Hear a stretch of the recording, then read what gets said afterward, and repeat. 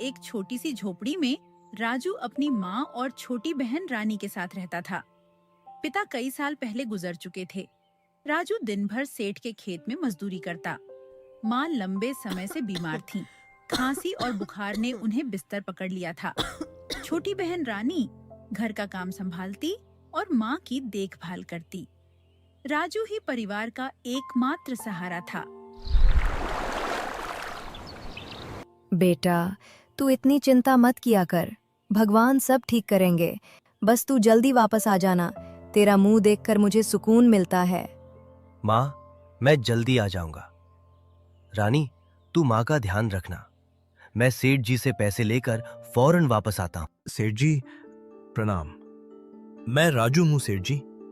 पिछले हफ्ते आपके खेत में काम किया था। आज पैसे लेने आया हूँ। माँ की तबीयत बहुत खराब है सेठ जी।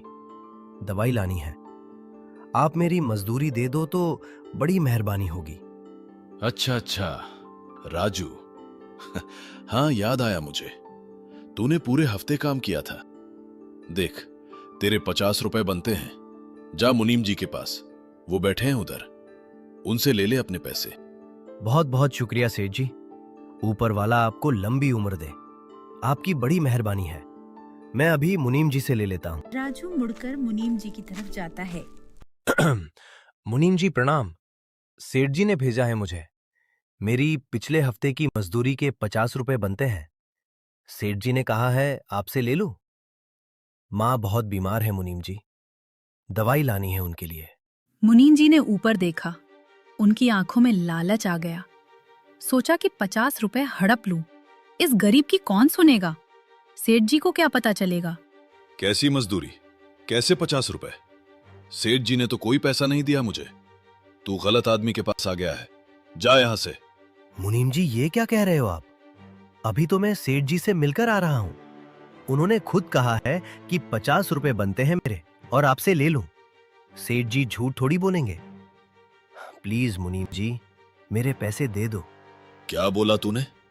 तू मुझे झूठा बोल रहा है? मुझे?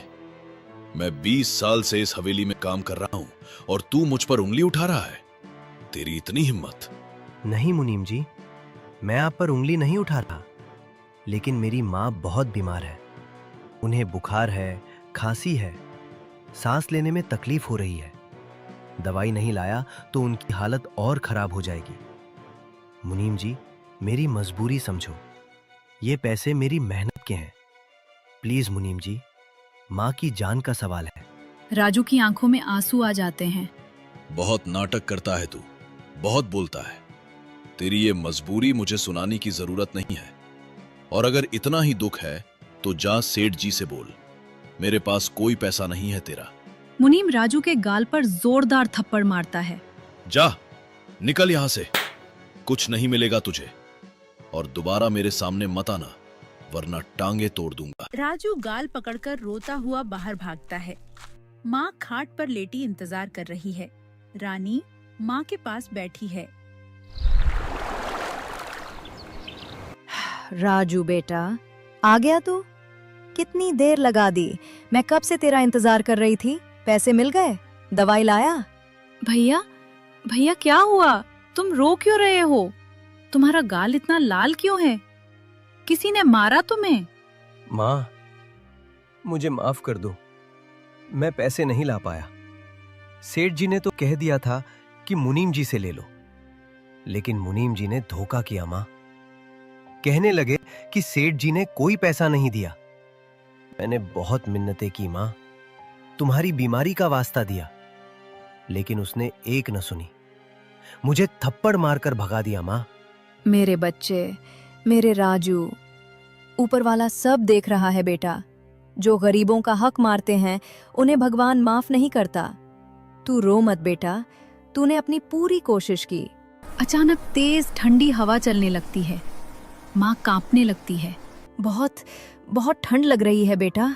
और फिर जैसे कुदरत का कहर टूट पड़ा। आसमान ने अपने सारे बादल खोल दिए। ऐसी बारिश जो सालों में नहीं देखी गई थी। मूसलाधार बारिश शुरू हो जाती है।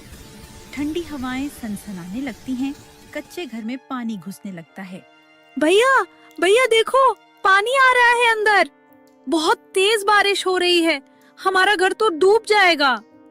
बेटा, मुझसे उठा नहीं जा रहा, बहुत ठंड है, शरीर में जान नहीं बची।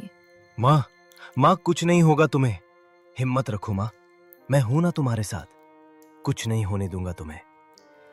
पानी घुटनों तक आ गया है, माँ की हालत और खराब होती जा रही है। रानी, हम यहाँ नहीं रुक सकते, पानी बढ़ता जा रहा है, हमें अभी यहाँ से निकलना होगा। तू माँ को पकड़ने में मेरी मदद कर। राजू माँ को कंधे पर उठाता है। रानी राजू का हाथ पकड़ती है। तीनों घर से बाहर निकलते हैं। गांव में दूर दूर तक पानी भर चुका था। ठंड में बारिश का कहर बरस रहा था। ऐसा लग रहा था जैसे प्रलय आ गई हो। चारों तरफ सिर्फ पानी ही पानी था। अचानक जोरदार बिजली गिरती है। कड़कड़ाहट, धमाका। बिजली सीधे राजू के घर पर गिरती है। उनका कच्चा घर जलकर तबाह हो चुका है। भैया भैया देखो, हमारा घर, ये क्या हो गया भैया? हमारा घर जल गया, पूरा का पूरा खत्म हो गया। अब हम कहाँ जाएंगे भैया? हमारा सब कुछ था उस घर में। ये क्या हो गया मेरी आंखों के सामने? भगवान, तूने ये क्या किया हमारे साथ? हमने तेरा क्या बिगाड़ा था? हम गरीब थे लेकिन ईमानदार थे, कभी किसी का बुरा नहीं चाहा, फिर ये सजा क्यों दी हमें? तीनों रोने लगते हैं। वो कच्चा सा घर टूटा फूटा था लेकिन अपना था। बाबा ने अपने हाथों से बनाया था उसे। कितनी यादें थीं उस घर में। सब कुछ खत्म, एक पल में सब कुछ खत्म हो गया। बेटा, सब खत्म हो गया। अब कुछ नहीं बचा हमारे पास, न घर बचा, न पैसा बचा, न कुछ। तेरे बाबा की निशानी थी वो घर, अब वो भी नहीं रहा। भगवान ने हमारी किस्मत में बस दुख ही लिखे थे। भैया मुझे डर लग रहा है, इतना अंधेरा है चारों तरफ, बिजली कड़क रही है, बारिश थम नहीं रही। हम अब क्या करेंगे? हमारे पास कुछ भी नहीं बचा, न घर है, न कपड़े हैं, न खाना है। हम कहाँ जाएंगे भैया? कौन रखेगा हमें? रानी रो मत। देख, माँ की हालत कितनी खराब है। हमें हिम्मत रखनी होगी। मैं हूं ना तेरे साथ। जब तक मैं जिंदा हूं तुझे कुछ नहीं होने दूंगा। लेकिन अभी हमें यहां से निकलना होगा। पानी और बढ़ रहा है। बेटा, मुझ में चलने की ताकत नहीं बची। तुम दोनों जाओ, मुझे यहीं छोड़ दो। माँ क्या हुआ? तुम ऐसे क्यों बोल रही हो? कुछ नहीं होगा तुम्हें माँ, बस थोड़ा रुको, बारिश रुकते ही मैं दवाई लाता हूँ। बेटा, मेरा समय आ गया है। तू रो मत, तू मेरा बहादुर बेटा है। बस एक बात याद रखना, अपनी बहन का ख्याल रखना। वो छोटी है, उसे तेरी ज़रूरत है। मेरा आशीर्वाद हमेशा तुम दोनों के साथ रहेगा। माँ ऐसा मत बोलो, तुम कहीं नहीं जाओगी। मैं तुम्हें कहीं नहीं जाने दूंगा। माँ प्लीज। और उस ठंडी बरसाती रात में, उस भयानक तूफान में, माँ ने अपनी आखिरी सांस ली। माँ चली गई हमेशा के लिए। भैया माँ चली गई। माँ हमें छोड़कर चली गई। अब हमारा कौन है इस दुनिया में? अब हम क्या करेंगे भैया? रानी, मेरी बात सुन। मुझे पता है तुझे कितना दर्द हो रहा है, मुझे भी उतना ही दर्द है। लेकिन रानी, ये समय रोने का नहीं है। माँ ने क्या कहा था मुझसे? कहा था कि तेरा ख्याल रखना। अगर मैं यहीं बैठकर रोता रहा तो माँ की आत्मा को दुख होगा। हमें अभी यहां से निकलना होगा रानी, पानी और बढ़ सकता है। लेकिन भैया, माँ को ऐसे कैसे छोड़ दे?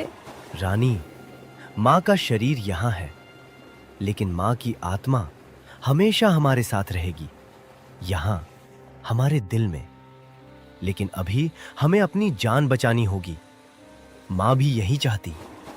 चल, मेरे साथ चल, मैं हूं ना तेरे साथ। राजू रानी का हाथ पकड़ता है। वे पानी में तैरते हुए जंगल की तरफ जाते हैं।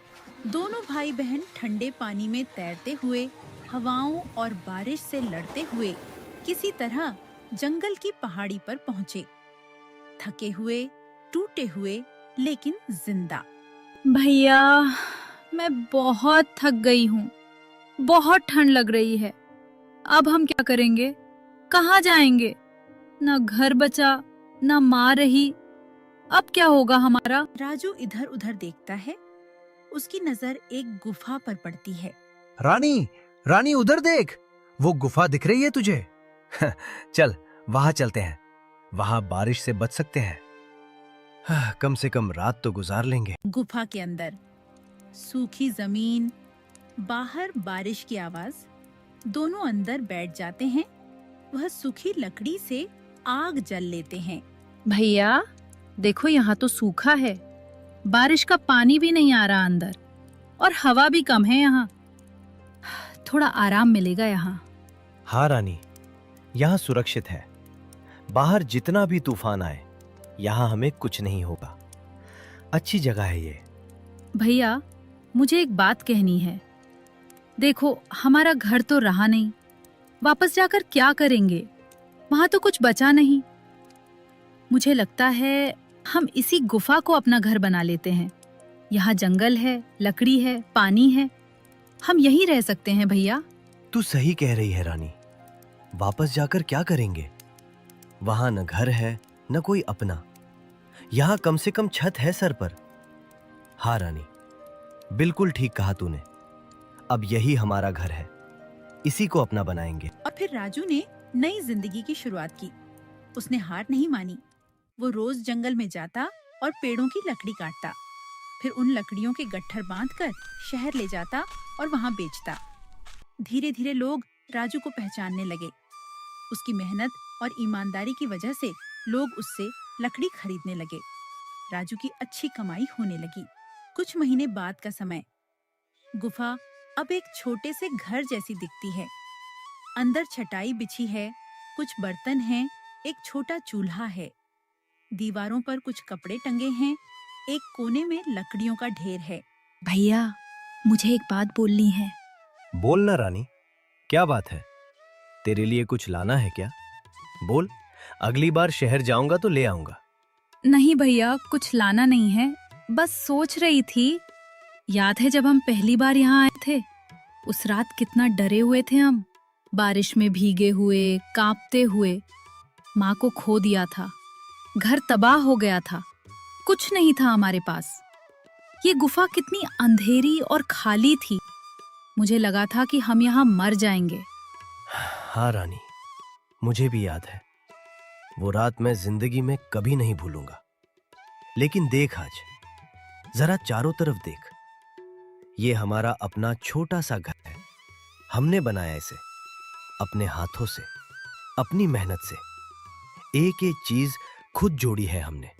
हाँ भैया। भैया, एक बात पूछूं? हाँ पूछना। तुम्हें कभी उस मुनीम का गुस्सा नहीं आता? उसने हमारे पैसे मार लिए थे। अगर वो पैसे मिल जाते तो शायद माँ की दवाई आ जाती। शायद माँ बच जाती। पहले बहुत गुस्सा आता था रानी। रात को सोता था तो उसका चेहरा आंखों के सामने आ जाता था। सोचता था कि अगर कभी सामने मिला तो छोड़ूंगा नहीं। लेकिन अब नहीं आता गुस्सा। माँ कहती थी ना कि भगवान सब देखता है। जो दूसरों का बुरा करता है उसका बुरा जरूर होता है। उसे भगवान सजा देगा। हमें बस अपना काम करना है, अच्छा इंसान बनकर रहना है। भैया, तुम बहुत अच्छे हो। माँ को तुम पर बहुत गर्व होता। और माँ को तुझ पर भी बहुत गर्व होता रानी। देख, तू कितनी समझदार हो गई है। घर संभालती है, खाना बनाती है, सब कुछ करती है। माँ की कमी तूने पूरी कर दी। भैया, ऐसा मत बोलो। माँ की कमी कोई पूरी नहीं कर सकता। लेकिन मैं कोशिश करती हूँ कि माँ ने जो सिखाया वो याद रखूं। वो कहती थी कि घर को घर औरत बनाती है। मैं चाहती हूँ कि हमारा ये छोटा सा घर हमेशा खुशियों से भरा रहे। राजू ने साबित कर दिया कि इंसान अगर ठान ले तो मुश्किल से मुश्किल हालात में भी अपना रास्ता बना सकता है, पत्थरों पर भी फूल खिला सकता है, अंधेरी गुफा को भी रोशन घर बना सकता है। बस जरूरत है तो एक चीज की, हार न मानने की।